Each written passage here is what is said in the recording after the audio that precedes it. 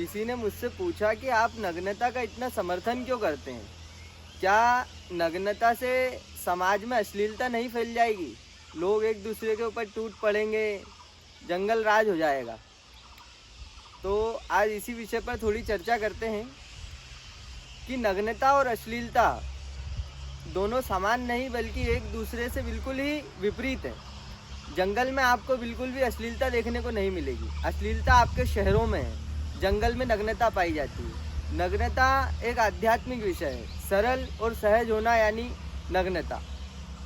जब आप वस्त्रों से खुद को ढक लेते हैं, छुपा लेते हैं, कुछ विषयों को आपने बहुत ही गंभीर और बहुत ही असहज कर दिया है, जैसे कि संभोग, इसको बिल्कुल अप्राकृतिक हमने कर दिया। जंगल में आपको बिल्कुल कहीं ऐसा नहीं मिलेगा कि कोई जानवर किसी दूसरे जानवर का बलात्कार कर रहा है, लेकिन संभोग हमारे मन पर इतनी बुरी तरह से अप्राकृतिक तरीके से हमेशा छाया रहता है कि हम बलात्कार और कई तरह के ऐसे जघन्य अपराध करते हैं और फिर हम कहते हैं कि नग्नता से तो हम अश्लीलता की ओर बढ़ेंगे। अश्लीलता की ओर तो हम है ही, नग्नता हमें इससे निकाल सकती है।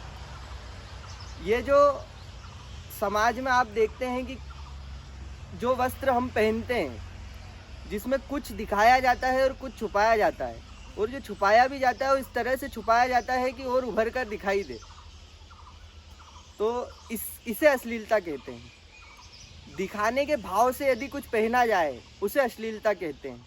नग्नता में तो एक तरह की सहजता है। आप कब तक किसी को नग्न देख सकते हैं? बिल्कुल नहीं देख सकते, आप बोर हो जाएंगे, पक जाएंगे। इसीलिए हम नग्नता से भागते हैं, क्योंकि अश्लीलता हम चाहते हैं। जंगल में आपने देखा होगा जो ट्राइब्स होते हैं, हमने कई बार देखा है, आपने भी कई वीडियोस देखे होंगे, वो नग्न घूमते हैं, वो बिल्कुल सहज रहते हैं। जवान स्त्री जवान पुरुष साथ में घूम रहे हैं, काम कर रहे हैं, लेकिन उनकी दृष्टि एक दूसरे पर उस तरह से नहीं होती भोगने वाली कि बस इसको पकड़ लूँ भोग लूँ जैसी हमारी होती है। जबकि हम तो वस्त्रों से ढके होते हैं, लेकिन फिर भी हमारी दृष्टि वही देखना चाहती है जो उसने छुपाने की कोशिश की है, जबकि हम जानते हैं कि अंदर क्या है।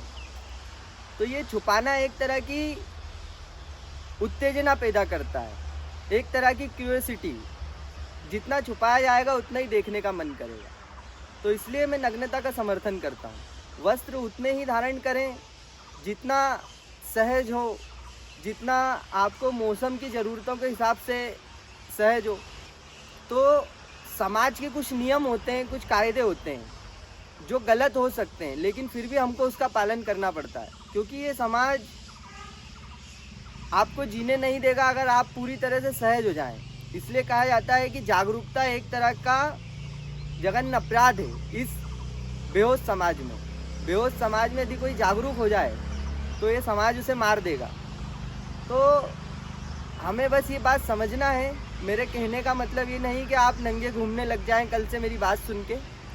आप वस्त्र धारण करें, लेकिन उन वस्त्रों की उपयोगिता को समझें और अश्लीलता को समझें, तो शायद हम इस अश्लील समाज से और अश्लील विचारधारा से निकल पाएंगे, जिसका शिकार हम सभी हैं। ये एक मानसिक विकार है जिसका रोग सभी को है, और इस समाज में कोई भी स्वस्थ यदि जन्म लेता है तो अस्वस्थ हम उसे बना देते हैं। नग्न ही पैदा होता है इंसान, हम उसे अस्वस्थ बना देते हैं, उसको रुग्ण बना देते हैं।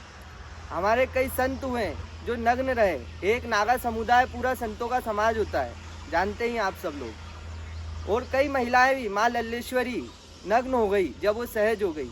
तो इसका क्या मतलब है कि वो अश्लील हो गई? अश्लील वो महिलाएं हैं जो आजकल आप देखते हैं जो थोड़ा सा दिखाती हैं और थोड़ा सा छुपा लेती हैं, और जो छुपाया उसको भी ऐसे कि और ज़्यादा उभर कर दिखे।